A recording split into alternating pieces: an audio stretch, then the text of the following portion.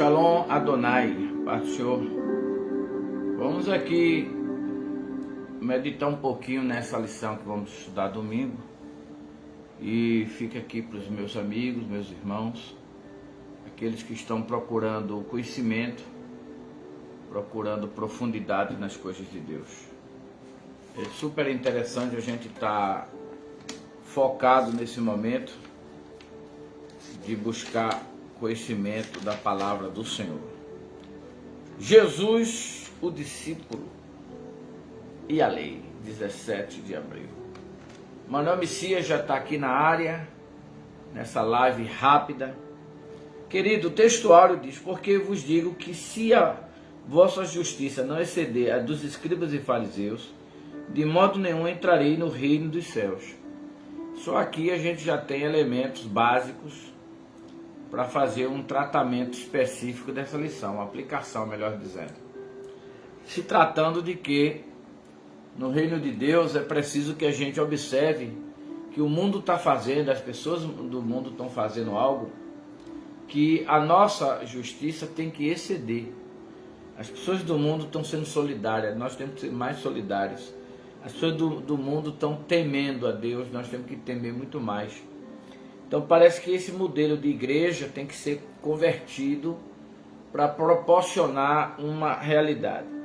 Quando a gente fala da lei, eu direto ao assunto, a gente não pratica a lei, nós não guardamos os ritos da lei, nós não praticamos o judaísmo praticante da época, mas não significa que nós temos que anular o Antigo Testamento, porque a maioria das pregações estão fundamentadas na história, na historicidade dos homens de Deus e as lições que eles tiveram nas suas relações com Deus.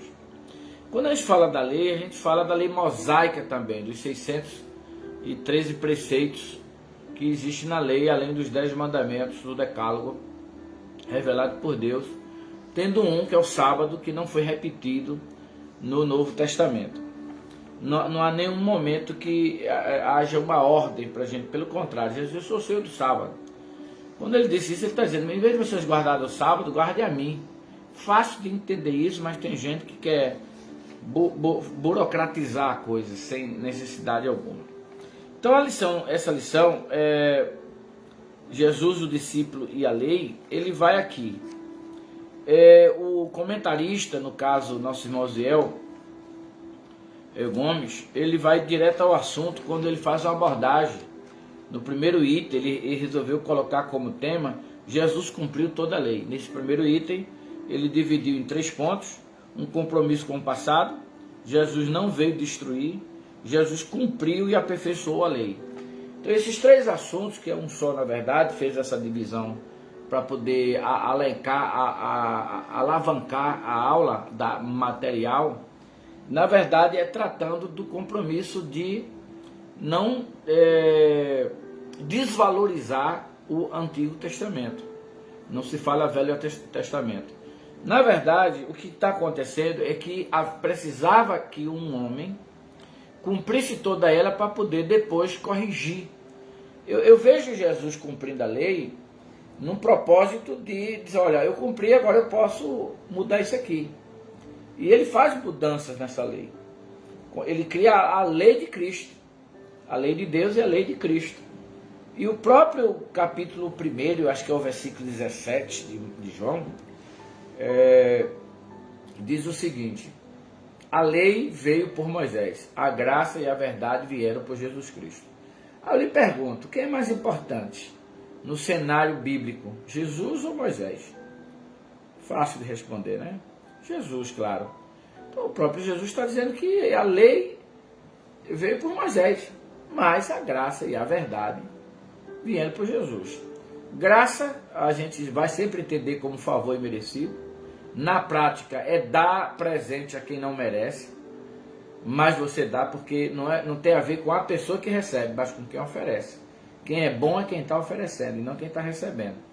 Agora, uma vez recebido este favor, você valoriza ou não o favor de Deus sobre a sua vida. É mais ou menos assim: eu não mereço, mas Deus me deu. Agora, uma vez que Ele me deu, eu tenho que valorizar quem me deu e cumprir a sua lei. Então o que eu vejo aqui, queridos, nessa lição, é justamente isso, é essa aplicação desta palavra, e isso está bem claro, né? Está muito claro esse texto, aplicando a essa compreensão.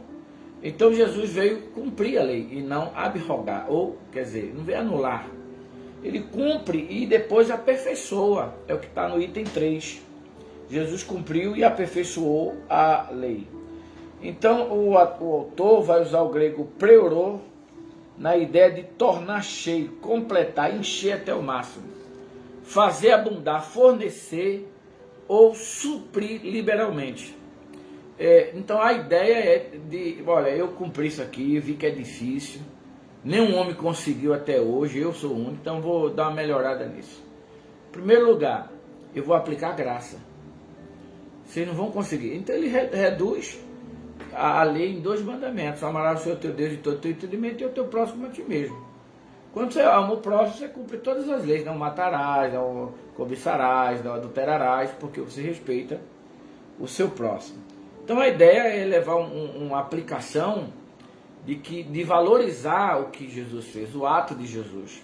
Então eu aplicaria esse primeiro ponto assim, da lição, como sendo bem redundante, talvez, de aplicar aqui o servo de Deus, o cristão, o evangélico, como queira chamar, deve obedecer a Deus, deve obedecer a sua palavra, porque ele cumpriu a palavra e simplificou. O que nós temos hoje é mais simples. Você imaginou dente por dente, olho por olho? Jesus tirou isso. Então está na hora da gente valorizar mais as coisas de Deus, no sentido da prática do evangelho. Não adianta ler evangelho, amarás teu próximo e você perseguindo o seu irmão, criando dificuldade com ele. Então vamos tentar focar em Cristo de forma bem categórica. Alisson Alencar, Manuel Messias, estão aí ligadinho conosco. Um alô especial para você, para vocês. Deus abençoe. Vamos lá. No segundo ponto da lição, sendo bem simplista, a letra da lei, a verdade do Espírito. Até que ele botou o que a expressão letra da lei significa. Aí nós temos alguns significados desta aplicação do que seria a lei. Eu fiz aqui uma pequena pesquisa, e ele coloca que cumprir a lei se trata essencialmente de respeito ao antigo concerto. Quer dizer, o antigo concerto era um pacto com Israel a partir de Moisés, na revelação que recebeu do Sinai. Aí tem o decálogo, etc. Aí ele diz o seguinte: a letra da lei diz respeito ao antigo concerto. A verdade do Espírito diz respeito à vida em Cristo, que grava a vontade de Deus no coração. Então, em vez de escrever a lei em tábuas de pedra, na lei, na graça, na lei de Cristo, essa lei é plantada no coração do homem. Vou dar um exemplo para vocês entenderem o que é que o autor está querendo dizer. Pelo menos é isso que eu entendi nesse item número 1. Na questão prática, é mais ou menos assim: você sendo um perito criminal, você sendo uma autoridade policial, uma pessoa que defere um golpe com uma espada que corta a orelha de um servo da corte, você devolveria a espada para ele ou apreenderia como prova material do crime? Ele respondeu: você prenderia, né? Como prova material do crime. Pois bem, porém Jesus resolveu devolver a espada para Pedro. A ideia aqui não adianta eu tirar da tua mão, Pedro, aquilo que está no teu coração. Quer dizer, não adianta, se eu tirar a espada, ele vai comprar outra, ele vai procurar a primeira loja e vai comprar outra, porque esse instinto sanguinário estava no coração de Pedro. Mas quando ele é impactado pela presença de Deus, quando ele é confrontado por Jesus na saída, depois da sua prisão, irmã Dani, o Eldon Prachedes, quando ele é confrontado, meu Deus, chega a sentir a presença de Deus aqui. Acho que eu estou muito emocional, acho que é isso. Quando ele sente aquela presença forte de Deus na vida dele, ele então toma uma atitude. Porque ele ali chora, ele é quebrantado, e Jesus chega para ele e diz: apacenta minhas ovelhas. Depois daquele episódio, daquela cena, apacenta os meus cordeirinhos, apacenta meus cordeirinhos. Aí você, a partir daí, você não vê mais Pedro com espada. O problema do desejo de estar armado no sentido literal, de ter arma, ou no sentido de fazer maldade a alguém, é a falta de Jesus. É a falta do impacto de Jesus na vida. E a lei não conseguiu isso, mas a graça consegue. Por isso o hino, que mudança em mim, fez o meu bom Jesus, vindo ele ao meu coração. Na perspectiva teológica, o judeu entendia, não consegue entender até hoje essa questão da graça ser revelada a Dilson Santos. Aí nós temos aqui os judeus, a lei, na cerimônia judicial, a lei moral, envolve os 10 mandamentos, enfim. Aí nós temos todos mandamentos, preceitos que foram cumpridos. Mas a graça é simples, está mais fácil disso ser adquirido e conquistado. A lei é a verdade do Espírito. Então a graça veio por Jesus, a lei veio por Moisés. Fico com a graça porque ela é de Cristo. No quarto item ele diz: qual o propósito da lei para os discípulos de Cristo? Primeiro, porque eles ainda viviam o ranço da lei, porque ninguém entenderam. Por isso Jesus foi acusado de ser um revolucionário, de não cumprir a lei, e não guardar o sábado, e de trabalhar no sábado. Jesus vem e desmonta tudo isso, apresentando ele mesmo como resposta para essa questão da lei, como resposta para a questão que estava em análise naquele momento ali. Ok? Então, sendo simplista ainda, a justiça do reino de Deus, quem é grande no reino de Deus? Quem é grande? Quem mais se humilha? Se a pessoa quiser ser grande aqui, vai ser abatido. Agora, tem um detalhe nessa lição, e no texto que foi lido para comprovar isso, que está aqui em Mateus 5, 17 a 20, lendo 19, qualquer, pois, que violar um desses menores mandamentos, e assim ensinar aos homens, será chamado menor no reino dos céus. Aquele, porém, que os cumprir e ensinar, será chamado grande no reino dos céus. Em ideia geral, o ministério de Cristo foi todo de ensinar. E de ensinar todas as nações, batizando-as em nome do Pai, do Filho e do Espírito Santo. Então a ideia é ensinar. A gente hoje prega muito, a gente está muito gostando de pregar. Mas pregar é necessário ensinar. Ensinar o tempo todo. Ensinar várias vezes, irmã Josi Lisboa. Versículo 20, porque eu vos digo que se a vossa justiça não exceder os escribas e fariseus, quer dizer, o homem ímpio está amando e a gente odiando. O homem ímpio se une com seus propósitos e a gente se desune. Então, parece que a igreja tem que avaliar seus conceitos. Em vez de estar apontando, atirando pedras, se analise.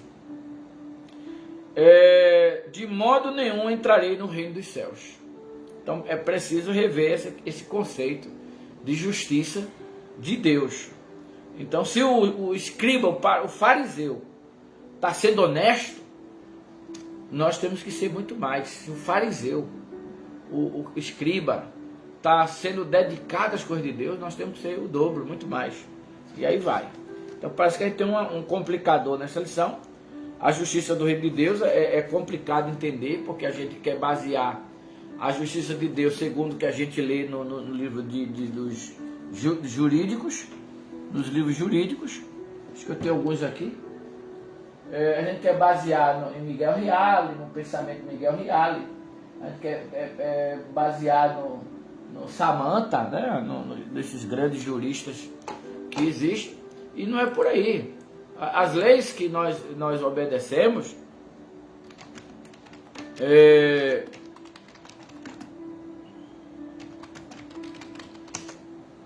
nós temos aí vários, não é só um não. Nós temos Marcos Herdá, Daniel Sarmento, Luiz Fux, Luiz Roberto Barroso, são gente que escreveu muita coisa, Joel Menezes, Cristiano Fortini, que são os principais doutrinadores do direito. Mas eles são homens, criaram leis, como por exemplo a nossa Constituinte, foram homens que criaram. Nós estamos falando da lei de Deus, da justiça de Deus, não é baseada no conceito humano. Por exemplo, olha só a justiça de Deus. Quem tem lhe será dado, quem não tem lhe será tirado. Vai entender isso. O cara já tem, mas Deus quer dar mais. O cara não tem, mas Deus quer tirar. O que é que Deus está analisando aí na pessoa? Qual é a análise que Deus está fazendo dele? Não sei. Será que Deus está vendo o coração? Meu Deus do céu. Deus está vendo o que é que ele pode fazer daquilo? Será que Deus está olhando o que no coração daquele homem? Não sei. Talvez aquela pessoa é rico, mas ele é submisso a Deus mesmo sendo rico. E Deus quer dar mais, dar presente a ele, quer que eu dê presente a ele. A Bíblia diz que ele dá presente e abre portas, né? Então dê presente. Aproveite e mande uns para mim aí, vou te mandar o endereço já já. É complicado entender a justiça de Deus. Deus pega o homem que vocês não dão nada, que vocês não valorizam, e transforma ele num grande pregador. Usa ele. A gente tem uma base de julgamento, mas Deus sabe o quebrantamento da pessoa. Eu estava observando aquele Elvis Presley. Alguém pegou e botou uma faixa na frente de um show que ele foi fazer em Nova York. Elvis, você é o nosso rei. Ele mandou parar o show. Ele parou o show e disse, tirem a faixa. Eu não sou rei. O rei é Jesus. O rei é Jesus. O rei é Jesus. Poxa, isso aqui me alegrou. Eu senti Deus aqui, Dani Silva. Então o rei é Jesus. Então vai lá. Talvez você não faça isso. É melhor ir para o aniversário do que vir para o culto. É melhor. Não valoriza, não prioriza as coisas de Deus. E Elvis Presley priorizava, e aí? Terminava o show dele, ele juntava com a banda gospel e ficavam cantando. Um hino que ele gostava muito de cantar era Quão Grande És Tu. Então minha alma canto a Ti, Senhor. Então, por isso que é importante a gente ter esse entendimento dessa lição. Será estudada agora no dia 17, para que faça a aplicação. Não só trazer conceito, mas que o aluno entenda a aula para praticar. Cada aula melhorar, cada aula evoluir, em nome de Jesus. Fica aqui então essas considerações como uma orientação. Claro que isso é um leque, né? Eu estou te dando aqui um único. Você pode ampliar, abrir o leque, né? E expandindo o leque em nome de Jesus. Deus abençoe a todos. Já estou concluindo agora essa pequena pré-aula apenas para tentar ajudar de alguma forma. Amém? Alô, Dani Silva. Alô.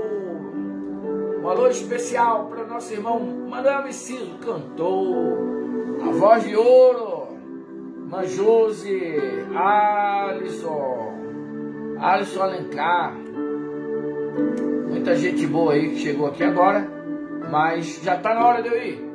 Deus abençoe. O Senhor seja contigo. O Senhor abençoe a todos. Produza vida em vossos corações. Pai, abençoe cada aluno e professores. Que seja instrumento de bênção nesta aula, neste domingo. Em nome de Jesus.